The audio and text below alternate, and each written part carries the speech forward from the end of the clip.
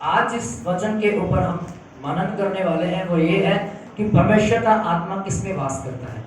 क्या है? परमेश्वर का आत्मा किसमें? क्या परमेश्वर का आत्मा इस चर्च में रहता है? क्या परमेश्वर का आत्मा इस चर्च में रहता है? कितने लोग कहते हैं कि रहता है? ये जो 50-50 वाले हैं वे अपना हाथ नीचे कर लो, और जो कहते हैं कि हाँ है, रहता है, वे अपना हाथ उठाइए। आप नीचे कर लीजिए। अब जो कहते हैं कि परमेश्वर का आत्मा इस चर्च में नहीं रहता, अब वो अपना हाथ उठाए। जो कहते हैं कि नहीं रहता है वो है अपना हाथ उठाए। पीछे कंफ्यूजन है क्या? चलिए आज हम देखेंगे कि परमेश्वर का आत्मा कहां वास करता है। निकालेंगे पहला कुरिन्थियों की किताब 3 अध्याय 16 वचन। पहला कुरिन्थियों 3 अध्याय उसके 16 वचन को हम पढ़ेंगे। यहां पर लिखा है, क्या तुम नहीं जानते कि तुम परमेश्वर का मंदिर हो? मैं फिर से पढ़ूंगा आपके लिए। क्या तुम नहीं जानते कि तुम परमेश्वर का मंदिर हो? परमेश्वर का आत्मा तुम में वास करता है। अगला वचन कहता है, यदि कोई परमेश्वर के मंदिर को नष्ट करेगा तो परमेश्वर उसे नष्ट करेगा, क्योंकि परमेश्वर का मंदिर पवित्र है, वह तुम हो। कौन है परमेश्वर का मंदिर? तो ये परमेश्वर का क्या है जहां पर आप बैठे हैं? मंदिर तो आप लोग हैं। परमेश्वर का आत्मा आप में वास करता है, बाइबल कहती है। ध्यान से सुनिएगा। अपना जो फोन है वो स्विच ऑफ कर दीजिए। अपने बच्चों को शांत कीजिएगा, इधर उधर मत देखिए। जैसे मैं हर बार बोलता हूं कि जब हम वर्शिप करते हैं तब परमेश्वर हमारी सुनता है। तब क्या करता है परमेश्वर? और हमारी जिंदगी में काम करता है। पर अब ये समय है कि परमेश्वर बोलेगा, हम शांत रहकर उसकी सुनेंगे। समझ पा रहे हैं? आज का वचन थोड़ा सा खरा है। जो ऑनलाइन मुझे देखेंगे बाद में कमेंट करेंगे कि नहीं भाई गलत प्रचार किया है, पर एक्चुअल में मैं बाइबल का प्रचार करता हूं जिसमें यीशु मसीह सत्य की बातें बोलता है। Hallelujah, hallelujah. परमेश्वर का आत्मा किसमें वास करता है? बोलो मुझ में। मैं आपके फिर से 3 की 16 पढ़ूंगा। यहां पर लिखा है, क्या तुम नहीं जानते कि तुम परमेश्वर का मंदिर हो? परमेश्वर का आत्मा तुम में वास करता है। किसमें वास करता है? बोलो मुझ में परमेश्वर का आत्मा वास करता है। और अगला 17 वचन कहता है, यदि कोई परमेश्वर के मंदिर को नष्ट करेगा तो परमेश्वर उसे नष्ट कर देगा, क्योंकि परमेश्वर का मंदिर पवित्र है, वह तुम हो। कौन है परमेश्वर का मंदिर? तो परमेश्वर का आत्मा कहां वास करता है? हमारे अंदर वास करता है। अब ध्यान से सुनिएगा एक बात। बहुत से लोगों ने बोला था कि यहां परमेश्वर का आत्मा रहता है। कितनों ने हाथ उठाया था? और कितनों ने बोला था कि नहीं, परमेश्वर का आत्मा यहां नहीं रहता है? तो सच बताऊं, परमेश्वर का आत्मा हर एक जगह पर है। हालेलुया। वह आपके अंदर है। जब आप कहीं जाते हैं आपके साथ है, क्योंकि उसका वायदा है कि जहां कहीं तू जाएगा मैं तेरे संग रहूंगा। उत्पत्ति की किताब से लेके मलाकी की किताब तक, मत्ती से लेकर प्रकाशित वाक्य तक 365 बार परमेश्वर का वचन कहता है, मत डर, मत खौफ खा, मैं तेरा परमेश्वर यहोवा तेरे साथ हूं। साल में कितने दिन होते हैं? कितने? 365। कितने दिन होते हैं? 365। हर दिन परमेश्वर कहता है, मत डर, मत खौफ खा, मैं तेरा यहोवा परमेश्वर तेरे साथ हूं। हालेलुया। तो हम किस बात की चिंता करते हैं? तो हमें किस बात की फिक्र है जब हमारा जीवित परमेश्वर कहता है कि मैं यहोवा परमेश्वर जो जीवित हूं तेरे साथ हूं? तो क्या हमें चिंता करने की जरूरत है? नहीं। क्या हमें कल के आने वाले समय के लिए, कल के आने वाले दिन के लिए चिंता करनी चाहिए? नहीं। जो कहता है कि मैंने तेरी चिंता को अपने ऊपर उठा लिया, तो फिर आप कौन होते हैं अपनी चिंता अपने ऊपर लेकर चलने वाले? जो कहता है कि हे सब दुनिया के परिश्रम करने वाले लोगों, तुम मेरे पास आओ, मैं तुम्हें विश्राम दूंगा, तो आप अपना बोझ आप खुद क्यों अपने कंधों पर उठाकर चल रहे हैं?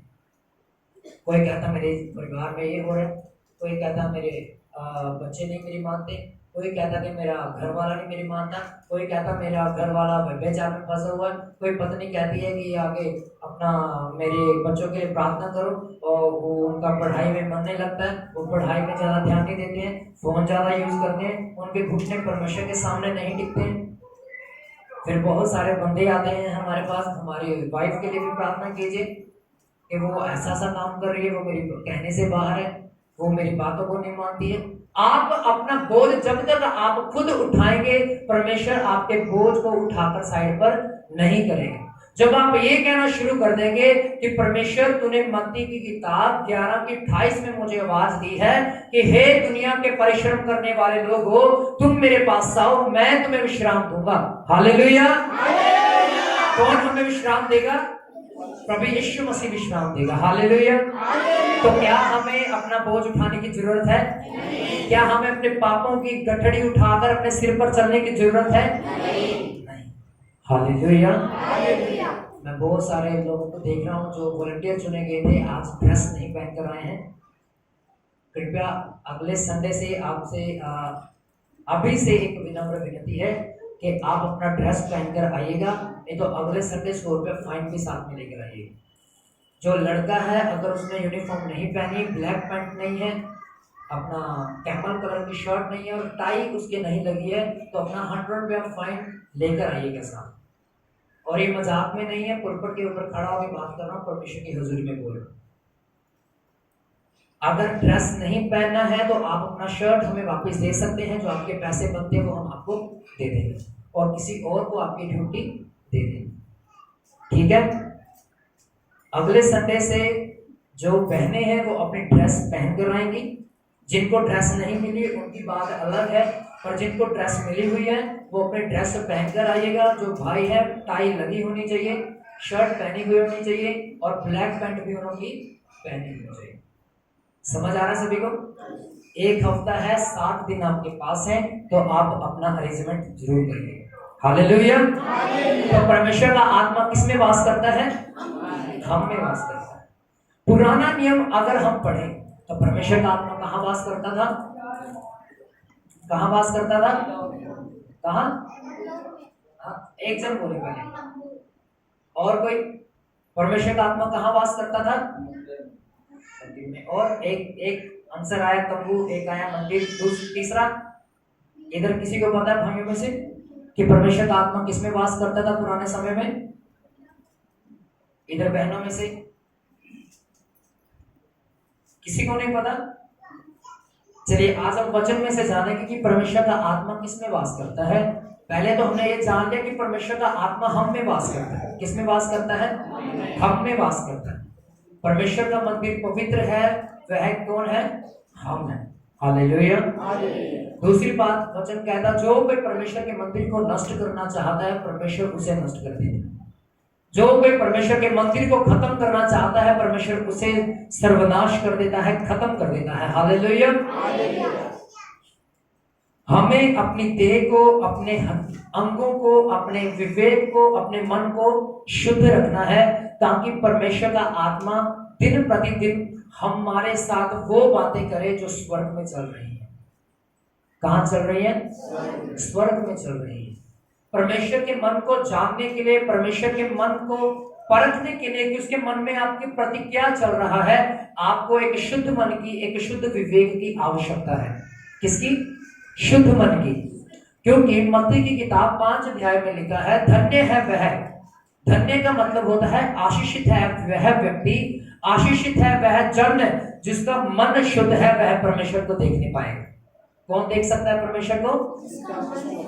जो पाप में है वह परमेश्वर के दर्शनों को नहीं देख सकता। जो पाप में है वह परमेश्वर के दर्शनों को नहीं देख सकता है। वह कभी भी परमेश्वर के उस आत्मा का स्वाद नहीं चख सकता, जल की नदी का स्वाद नहीं चखता है जो पाप में रहकर जीवन व्यतीत करता है। Hallelujah, hallelujah. हमारी जिंदगी में पवित्र आत्मा का वास पूरी तरह से कब होता है? कब परमेश्वर का आत्मा हमारी जिंदगी में काम करता है? कितनों को पता है यीशु मसीह मारा गया? कितनों को पता है यीशु मसीह गाड़ा भी गया? कितनों को पता है यीशु मसीह मुर्दों में से तीसरे दिन जी उठा? वही यीशु मसीह जब आसमान पर चढ़ रहा था, 500 से ज्यादा लोगों ने उस जगह पर जो थे देखा यीशु मसीह को जाते हुए। यीशु मसीह ने अपने चेलों को कहा, हाथ नीचे कर लीजिए। यीशु मसीह ने अपने चेलों को कहा, यरूशलेम को तब तक ना छोड़ना जब तक पवित्र आत्मा तुम पर ना आ जाए। ये बात प्रेरितों की किताब में लिखी है, पहले अध्याय में लिखी। हालेलुया। वहां पर लिखा है, जब तक परमेश्वर का आत्मा अर्थात पवित्र आत्मा तुम पर ना आ जाए तब तक यरूशलेम को ना छोड़ना। क्या ना करना? ना छोड़ना। और बाइबल में लिखा है 380 उस जगह को छोड़कर भाग गए। कितने भाग गए? 380 चेले उस जगह को छोड़कर भाग गए। 120 चेलों की गिनती अर्थात मरियम मगदलिनी भी, मरियम भी वहां पर थी, मार्था भी वहां पर थी। अन्य चेले जो 120 थे वो उस घर में जहां पर परमेश्वर का आत्मा उतरने वाला था बैठकर प्रार्थना कर रहे थे। तकरीबन 50 दिन उन्होंने लगातार प्रार्थना किया, फिर पवित्र आत्मा उनकी जिंदगी में आया। कितने दिन प्रार्थना किया? 50 दिन प्रार्थना करते रहे। 10 दिन एक्चुअल में बाइबल कहती है, बड़े बड़े जो विद्वान हैं बाइबल के, वो कहते हैं कि 10 दिन उन्होंने वेट किया, 40 दिन के बाद पवित्र आत्मा उन पर आया। यानी कि 10 दिन अलग और 40 दिन अलग होकर टोटल मिलाकर 50 दिनों के बाद पवित्र आत्मा चेलों के ऊपर आया। पर जब आज पहली बार एक व्यक्ति जाता है चर्च में और 2-4 गीतों पर नाचता है, उछल के गाता है, दीवारों में बसता फिरता, उसे लगता है पवित्र आत्मा उसे मिल गई। क्या कहता वो? पवित्र आत्मा उसे। चेलों ने कितना समय वेट किया था?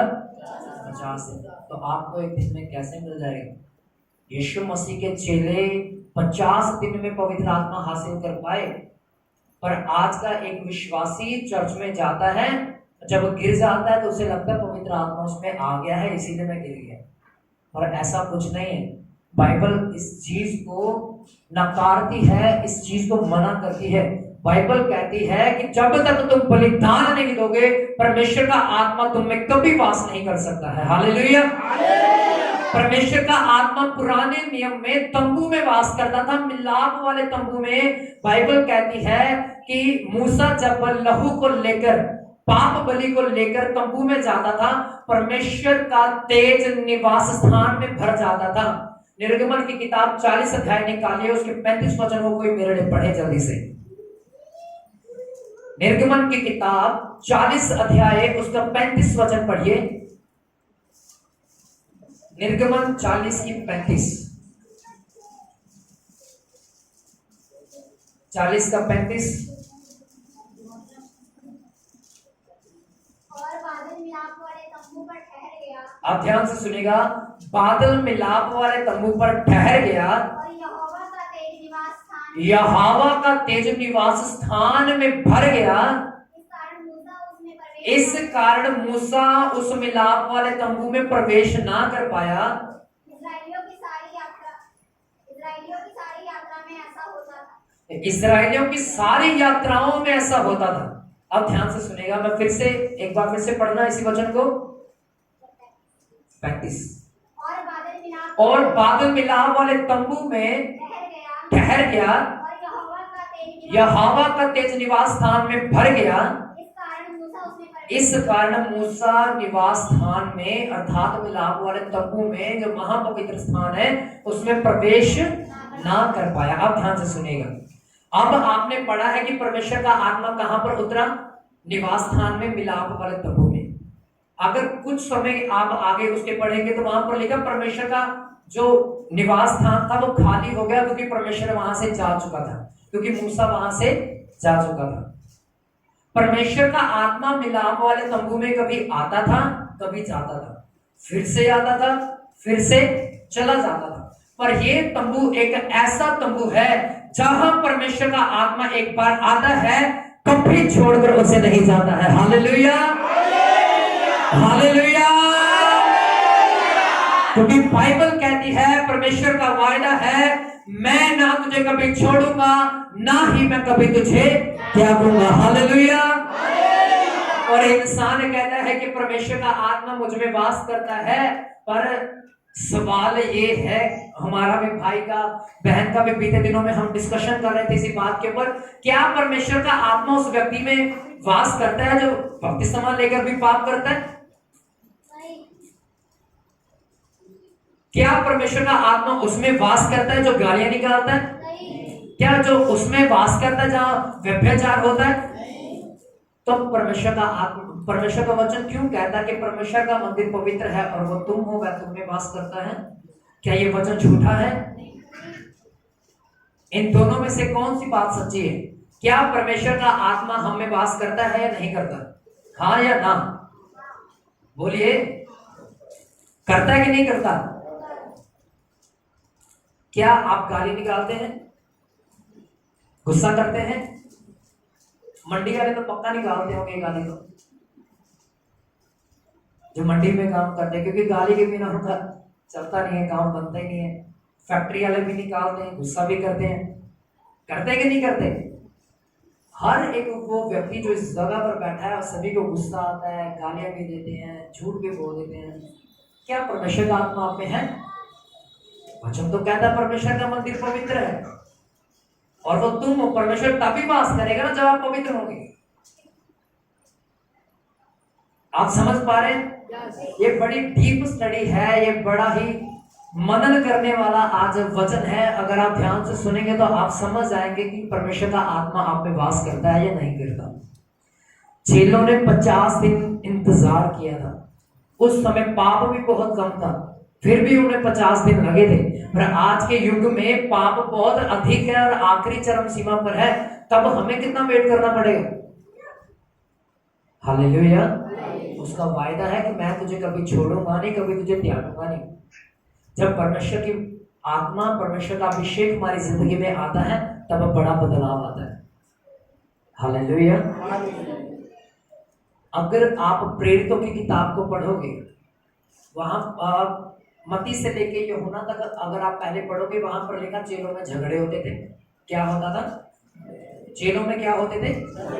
वो कहता था ये बड़ा है, मैं बड़ा हूँ, ये छोटा है, ये छोटा है। कोई कहता था मैं दाहिने बैठूंगा परमेश्वर के, कोई कहता मैं बैठूंगा, कोई कहता था ये पापी है, कोई कहता ये गुनहगार है, कोई कहता था कि अच्छा तुझे पकड़वाने वाला कौन है, ये झूठा है, ये मक्कार है। ये सारी ऊंच नीच की बातें तब तक तो चेलों में पाई जाती थी, क्योंकि परमेश्वर का आत्मा उनमें अभी तक नहीं आया था।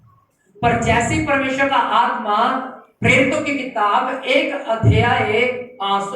अध्याय के 1 वचन से लेके 13 वचन में अगर आप पढ़ोगे, वहां पर जब परमेश्वर का आत्मा उनमें आया, वहां पर कहीं नहीं लिखा कि कभी भी उनमें झगड़ा हुआ, कभी उनमें कलेश हुआ, कभी उन्होंने झूठ नहीं बोला, कभी ऊंच नीच उनकी जिंदगी में नहीं आई, जात पात का कभी भी उनकी जिंदगी में नहीं आया कि यार ये छोटी जाति का, ये बड़ी जाति का है। जब परमेश्वर का आत्मा किसी व्यक्ति की जिंदगी में आता है, वह बदलाव को लेके आता है। Hallelujah, hallelujah. आज मैं आपसे क्वेश्चन करना चाहता हूं, क्या आपकी जिंदगी में बदलाव आया? क्या बपतिस्मा लेकर भी आप गालियां देते हैं? क्या बपतिस्मा लेकर भी आप गुस्सा करते हैं? क्या बपतिस्मा लेकर भी आप उन बातों में फंसे हैं जो शरीर के अभिलाषाओं को पूरा करती हैं? तो पवित्र आत्मा आप में नहीं है, आपको और इंतजार करना पड़ेगा। कड़वा है और सत्य है। हालेलुया। परमेश्वर का आत्मा तभी वास करता है जब आप पवित्र हो जाए। Hallelujah, hallelujah. अब घर पे जाकर आप कहेंगे परमेश्वर जी मैं पवित्र नहीं हूं तो मुझे पवित्र कर, कहेंगे कि नहीं कहेंगे? मैंने सुना है तेरा वचन, आज तूने बोला है कि यार पवित्र आत्मा उसी में वास करना जो पवित्र है। प्रभु आज के बाद मैं नशा नहीं करूंगा। प्रभु कहता तू कौन होता है ये बात कहने वाला? मैं तुझसे नहीं करवाऊंगा। हालेलुया। तू कौन होता है कि बोलने वाला कि मैं व्यभिचार नहीं करूंगा? मैं नहीं करवाऊंगा तेरे से। हालेलुया। जब परमेश्वर का आत्मा आएगा, बदलाव आपकी जिंदगी का हिस्सा होगा, पाप आपकी जिंदगी से निकल जाएगा, अंधकार आपकी जिंदगी से नाश हो जाएगा, बंधन टूट जाएंगे, आप आजाद हो जाओगे। Hallelujah, hallelujah. आप समझ पा रहे हैं? कौन आजाद करेगा? परमेश्वर आजाद करेगा। आप कोई नहीं, आपके पास हिम्मत नहीं है, आपके पास ताकत नहीं है, आपके अंदर बल नहीं है कि आप व्यभिचार से आजाद हो जाए, आप शैतान से आजाद हो जाए, बंधनों से आजाद हो जाए। किसके पास सामर्थ है? पवित्र आत्मा के पास। कौन आजाद करेगा? पवित्र आत्मा आजाद करेगा। हालेलुया। जब परमेश्वर का आत्मा तुम पर आएगा तब तुम सामर्थ को पाओगे। प्रेरितों की किताब 1 अध्याय 8 वचन निकाले जल्दी से। प्रेरितों की किताब 1 अध्याय उसका 8 वचन। परंतु जब पवित्र आत्मा तुम पर जब पवित्र आत्मा तुम पर आएगा तब तुम सामर्थ पाओगे। कौन सी सामर्थ पाओगे? पाप से आजाद होने के लिए, नशे से आजाद होने के लिए, अंधकार की युक्तियों से आजाद होने के लिए, शैतान के ऊपर विजय पाने के लिए, हर एक उस युद्ध को जीतने के लिए जो आपकी जिंदगी में आज चल रहा है। कौन तुम्हें सामर्थ देगा? पवित्र आत्मा सामर्थ देगा। हालेलुया। बाइबल कहती है, ध्यान से सुनिए, जब यीशु मसीह गतसमनी के बाद में प्रार्थना कर रहे थे, वहां पर लिखा है यीशु मसीह का जो पसीना था लहू की बूंदें बनकर नीचे जमीन पर गिर रहा था और वो अपने घुटनों के बल पे प्रार्थना कर रहा था। और जब उसका पसीना लहू बन के गिर रहा था, चो रहा था नीचे, तो वह गिरने पर था। क्या करने पर था? वो गिरने वाला था। एक स्वर्ग दूत स्वर्ग से उतरा, वहां पर लिखा जो उसे सामर्थ्य देता था। क्या देता था? जो स्वर्ग दूत उसे सामर्थ्य देता था, उसने यीशु मसीह को पकड़ा और फिर से सीधा किया और यीशु मसीह फिर से प्रार्थना में लग गए। Hallelujah, hallelujah. इसका मतलब है कि बहुत सारे स्वर्गदूत हैं जो परमेश्वर की सामर्थ को आपके लिए लेकर आते हैं जब आप दुख में होते हैं। हालेलुया। क्योंकि भजन संहिता की किताब में लिखा 91 अध्याय बयान करता है, मैं तेरे आगे आगे अपने स्वर्गदूतों को भेजूंगा ताकि तेरे पांव को पत्थर से ठेस न लगे। क्या करेंगे वो? तुझे अपने हाथों हाथ उठा लेंगे। किसको ठेस न लगे? तेरे पांव को। Hallelujah, hallelujah. वह अपनी मदद के लिए पवित्र आत्मा को भी भेजता है, अपनी सामर्थ को भी भेजता है, स्वर्गदूतों को भी भेजता है। Hallelujah, hallelujah. परमेश्वर का आत्मा किस में वास करता है? हम में वास करता है। हालेलुया। पुराने नियम में कहां वास करता था? तंबू में वास करता था। बदलाव कब आएगा हमारी जिंदगी में? जब पवित्र आत्मा आ जाएगा। Hallelujah, hallelujah. अब मैं एक बात आपको और बताना चाहता हूं बाइबल में से। यहोवा की आज्ञा के अनुसार मूसा ने हर एक वह काम करवाया जो परमेश्वर चाहता था। मूसा को बोला गया, भाई 45 हाथ लंबा ये चीज होनी चाहिए, 10 हाथ होनी चाहिए, ये चीज होनी चाहिए, चौड़ाई इसकी 20 हाथ होनी चाहिए, इसकी 25 होनी चाहिए, पर्दे इस तरह के होने चाहिए, वैसा होना चाहिए। जब उसने उस इंस्ट्रक्शंस को फॉलो किया, उस आज्ञा को फॉलो किया, जब मिलाप वाला तंबू खड़ा हो गया, फिर परमेश्वर का आत्मा उसमें आया। आप समझ पा रहे हैं? परमेश्वर ने क्या बोला मूसा को कि भाई जो आज्ञा मैं तुझे दे रहा हूं सेम इसी के अनुसार होना चाहिए। अगर नहीं होगा तो मेरा आत्मा इसमें वास नहीं करेगा। परमेश्वर का वचन भी आपको यही कहता है, आपके सामने भी यही कंडीशन है। गलातियों की किताब में उसके 5 अध्याय में शरीर के कामों के बारे में लिखा है। कहता है जब तक ये शरीर के काम तुम्हारे अंदर रहेंगे मैं तुम्हारे अंदर वास नहीं कर सकता। अगर तुम चाहते हो कि मैं तुम में वास करूं तो वो सब चीजें तुम्हारी जिंदगी से निकल जानी चाहिए। निकाले गलातियों की किताब 5 अध्याय, गलातियों की किताब 5 अध्याय, इसको पढ़ के मैं खत्म करूंगा जल्दी से। 5 अध्याय उसके 16 वचन में मैं आपके लिए पढ़ता हूं। लिखा है, पर मैं कहता हूं आत्मा के अनुसार चलो तो तुम शरीर की लालसा किसी रीति से पूरी ना करोगे, क्योंकि शरीर आत्मा के विरोध में और आत्मा शरीर के विरोध में लालसा करता है और यह एक दूसरे के विरोधी हैं, इसीलिए कि तुम जो करना चाहते हो वह ना करने पाओ। यदि तुम आत्मा के अनुसार चलाए चलते हो तो व्यवस्था के अधीन ना रहे। अब मैं आपको शरीर के काम बताने वाला हूं, ध्यान से सुनेगा। 19 वचन में लिखा, शरीर के काम तो प्रकट है, व्यभिचार, गंदे काम, लुचपन, मूर्ति पूजा, टोना करना, बैर करना, झगड़ा करना, ईर्ष्या करना, क्रोध करना, विरोध करना, फूट डालना, विधर्म करना, ढा करना, मतवालापन, लीला क्रीड़ा और इसके जैसे और भी अन्य शरीर के काम हैं। मैं कहता तुमसे फिर कहता हूं, ये काम करने वाले स्वर्ग राज के अधिकारी नहीं होंगे। मैं आपके लिए फिर से पढ़ रहा हूं, ध्यान से सुनिएगा। व्यभिचार, गंदे काम, लुचपन, मूर्ति पूजा, टोना, बैर, झगड़ा, ईर्ष्या, क्रोध, विरोध, फूट, विधर्म, ढा, मतवालापन और लीला क्रीड़ा, ये सब काम करने वाले स्वर्ग के राज्य में कभी भी प्रवेश नहीं कर पाएंगे। एक बात अभी जो परमेश्वर का आत्मा मुझे बोलने के लिए कहता है, सुनिए ध्यान से। जो कोई अपनी पत्नी को त्यागना चाहता है, जो कोई अपनी पत्नी को त्यागना चाहता है, वो व्यभिचार के सिवा उसे ना त्यागे। जो कोई अपनी पत्नी को छोड़ना चाहता है, वह व्यभिचार के सिवाय उससे तलाक ना ले। अगर आपको पता है कि आपकी पत्नी या आपका पति व्यभिचार में है, यानी कि आपको छोड़ के किसी अन्य स्त्री के साथ रिलेशन में है, या आपकी स्त्री आपको छोड़ किसी और मर्द के साथ रिलेशन में है, तब आप उससे तलाक ले सकते हैं। यदि अन्य कोई पाप है, लड़ाई हो रही है, झगड़ा हो रहा है, ये सब शरीर के काम हैं और ये सब प्रकट हैं। आपको बता देना चाहता हूं, इन कामों के कारण अपनी पत्नी से अलग ना हो, अपने पति से अलग ना होइएगा। अगर होंगे तो उल्टा श्राप आपकी जिंदगी में आएगा। मैं फिर से कहता हूं, श्राप आपकी जिंदगी में आएगा यदि आप व्यभिचार के सिवा आप अपनी पत्नी या अपने पति को छोड़ोगे, क्योंकि बाइबल भी ऐसा ही कहती है। बाइबल में लिखा है, पौलुस कहता है, कोई भी पति या कोई भी पत्नी अपने पति को तब तक ना छोड़े, कोई भी पति अपनी पत्नी को या पति अपनी पत्नी को या पत्नी अपने पति को तब तक छोड़े जब तक वो शरीर के काम में। अगर आपको लगता है कि आपकी पत्नी या आपका पति गलत संगति में है, तब भी ना छोड़े। अगर आपको पता कि हाँ पक्का प्रमाण है कि वो अन्य स्त्री के पास जाता है, तब आप उससे तलाक ले सकते हैं, बाइबल अलाउ करती है। अगर आप अन्य कामों के लिए उसे छोड़ना चाहते हैं, आपकी बात नहीं मानती, रोटी टाइम पे नहीं देती, मैं तलाक ले लूंगा, तो ये सब चीजें ना हो। झगड़ा करती है, सुबह उठते चप्पल मारती है, मेरे सिर में उठ के बेलना मारती है, ये सब चीजें अगर है तो आप अपनी पत्नी से अलग ना होइए, अपने पति से अलग ना होइए। आपसे एक विनम्र विनती है वचन के द्वारा, हालेलुया। याद रखें, शरीर के काम क्या है?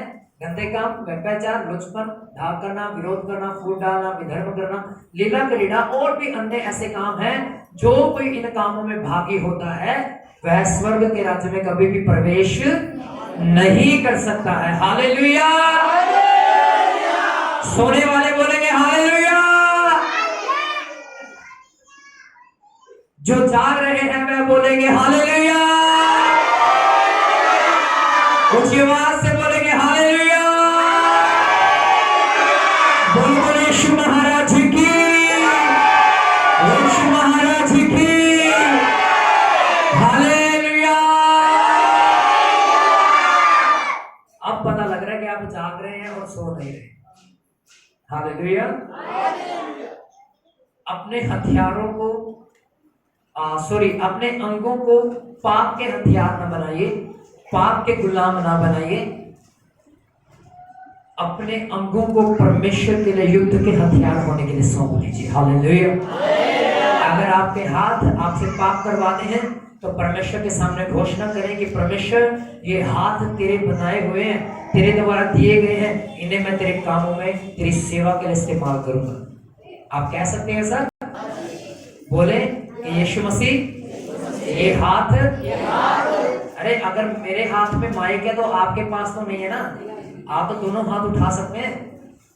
कहे हुए यीशु मसीह, ये हाथ आपके दिए गए हैं, इन हाथों को मैं आपकी सेवा के लिए इस्तेमाल करूं।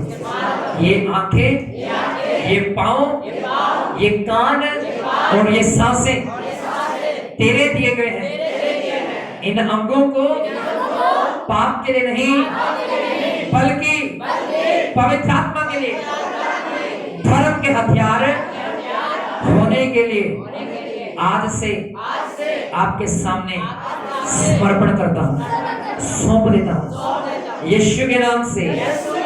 आमीन, हालेलुया। परमेश्वर का मंदिर क्या है? क्या है परमेश्वर का मंदिर? क्या है? अपने हाथ रखे छाती के ऊपर, कहीं मैं परमेश्वर का मंदिर हूँ। परमेश्वर का आत्मा मुझ में वास करता है, क्योंकि परमेश्वर का मंदिर पवित्र है और मैं हूँ। हालेलुया। पुराने समय में परमेश्वर का आत्मा कहाँ वास करता था? मिलाप वाले तंबू में वास करता था, पर अब कहाँ वास करता है?